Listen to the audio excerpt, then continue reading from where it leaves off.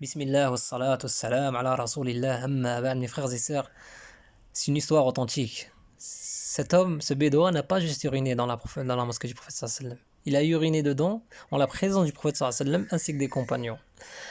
Donc restez avec moi jusqu'au bout, car cette histoire, elle est pleine d'enseignements et on doit méditer. عن أنس رضي الله عنه أن عربيا بال في المسجد. Donc un bédouin, il s'est levé dans la mosquée du prophète sallallahu alayhi wa sallam, il a commencé à uriner dans un coin. فقام إليه بعض القوم. Les gens se sont levés, ils ont voulu l'interrompre.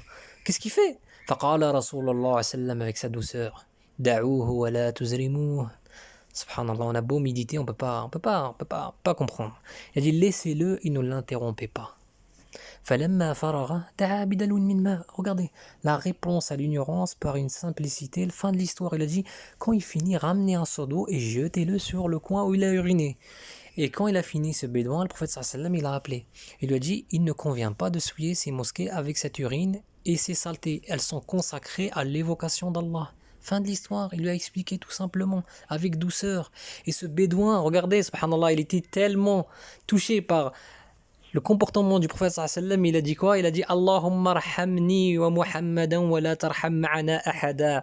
Il a dit ya Allah, fais-moi miséricorde à moi et Muhammad et à personne d'autre. Et le prophète sallallahu alayhi wa sallam, il a souri par l'évocation, parce que il a tort, il n'a pas à faire une invocation comme ça, tu vois. Et le prophète sallallahu alayhi wa sallam, il a dit tu as cherché à donner des limites à la miséricorde d'Allah alors qu'elle est immense. Il a dit yani la tudayyiq, yani wassi'. Il a dit wassi' ad-du'a. Il a agrandi le dua. Et le prophète sallallahu alayhi wa sallam, yani, on voit à travers sa douceur comment il appelait les gens à l'islam. Il ne les faisait pas fuir. C'est ça, au fait. Et à nous de. C'est pour ça le prophète sallallahu alayhi wa sallam, Allah il lui a dit dans Surat Al-Qalam, il a dit wa innaka la'ala khuluqin 'azim. Tu es certes d'une moralité imminente, immense.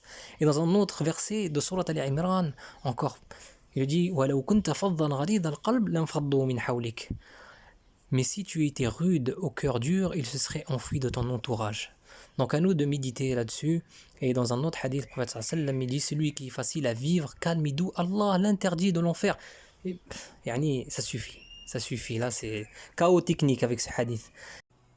Donc mes frères et sœurs, il y a une parole de Cheikh Al-Uthaymin, rahimahullah, qui disait quand tu vois un frère et une sœur dans l'erreur, sois comme les médecins. Sois comme les médecins. À donner la bonne ordonnance avec les bons médicaments.